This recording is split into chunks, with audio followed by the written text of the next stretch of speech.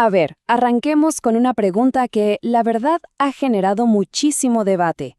¿Es posible que existan más escrituras sagradas aparte de la Biblia?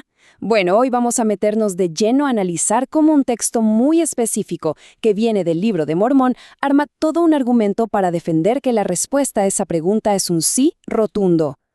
Y es que miren, el capítulo del que vamos a hablar es básicamente una respuesta directa a esta frase. Lo interesante es que se adelanta a la crítica, ¿no?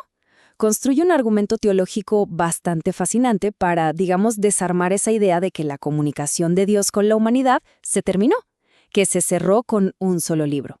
Vamos a ver cómo lo logra paso a paso. Ok, entonces, lo primero que hace este texto es ponerle nombre y apellido a su adversario ideológico. Y ojo, que no se trata de una persona, sino de una postura, de una idea muy concreta, la creencia de que el canon, o sea, la colección de escrituras, ya está cerrado y completo.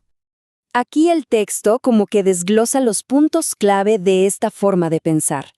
Básicamente, anticipa lo que muchos dirían, que con la Biblia es más que suficiente, que no se necesita ningún otro libro, que Dios ya dijo todo lo que tenía que decir, y que esa es su palabra final. Y es justamente esta idea, esta postura, la que el texto se prepara para rebatir punto por punto. Y bueno, aquí es donde la cosa se pone interesante, y el tono cambia pero drásticamente. El texto ya no solo va a discrepar, no, ahora presenta una respuesta que es súper directa, muy enérgica, y que de hecho se la atribuye a Dios mismo. A ver, aquí lo que llama mucho la atención es la palabra que elige. Porque en lugar de entrar en un debate teológico así, muy tranquilo, muy académico, el texto va y califica la idea de una Biblia y ya como arrogante. Así, directamente. ¿Y por qué? Bueno, el argumento es que pensar que Dios se limitó a un solo pueblo o a un solo libro es como subestimar lo universal que es. El texto insiste en que Dios le habla a muchísimas naciones, no solo a una. Claro, y todo este argumento se sostiene sobre una idea todavía más grande. El texto hace un giro fundamental. Cambia el enfoque de un Dios que es para un solo pueblo a un Dios que es para toda la humanidad. Y este es el corazón de su respuesta. Para dejar este punto bien claro, el texto lanza una pregunta retórica que es potentísima. Al plantearlo de esta manera, lo que logra es que uno se vea obligado a repensar por completo el alcance del sacrificio de Cristo, a verlo como algo que se extiende a todas las personas del mundo, no solo a los pueblos que se mencionan en la Biblia. La respuesta obviamente es un no rotundo.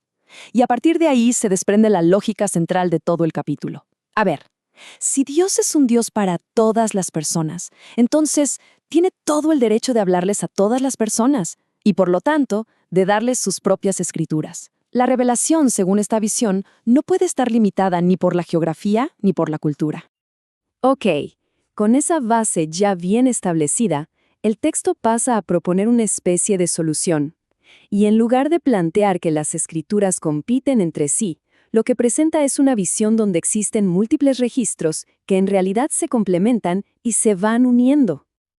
Y esta es más o menos la visión panorámica que nos pinta el texto. Por un lado, la Biblia, que sería el registro de los judíos. Por otro lado, el Libro de Mormón, como el registro de los nefitas. Y, aquí viene lo clave, deja la puerta abierta a que existan otros registros, de otras tribus que quizás todavía ni conocemos. La idea de fondo es que todos juntos algún día formarán un testimonio mucho más completo.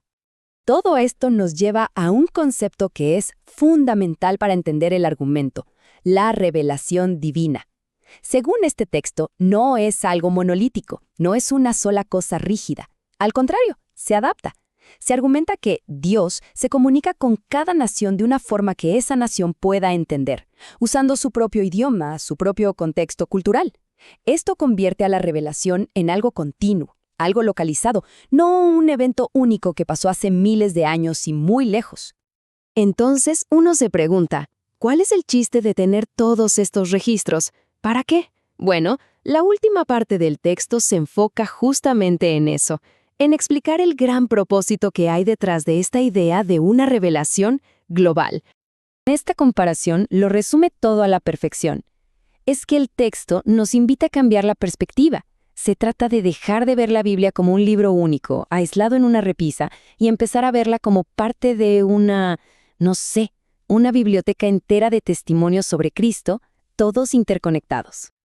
Así que, para ir resumiendo, estas son las ideas centrales que defiende el texto, ¿no? Primero, que rechazar nuevas escrituras es como rechazar la voz de Dios. Segundo, que Dios le revela su palabra a todos, que no hay un pueblo preferido. Tercero, que la Biblia es importantísima, pero no es el único testimonio necesario. También que hay más registros de Israel que todavía no han salido a la luz. Y por último, la idea principal, que la revelación divina es algo continuo y global. Y con esto llegamos al cierre del argumento. El objetivo final de juntar todas estas escrituras no es para nada generar confusión. Todo lo contrario, es buscar la unidad. La idea es usar múltiples testigos para confirmar un mismo mensaje, pero a escala mundial. O sea, crear un testimonio que sea universal y que pueda superar cualquier barrera cultural. Y bueno, todo este análisis nos deja flotando una pregunta bastante provocadora, ¿no? Si uno acepta la premisa de este texto, la idea de que la revelación es algo continuo y global, eso inevitablemente nos lleva a preguntarnos, ¿qué otras historias, qué otras voces divinas podrían existir por ahí, esperando todavía a ser descubiertas o simplemente a ser escuchadas?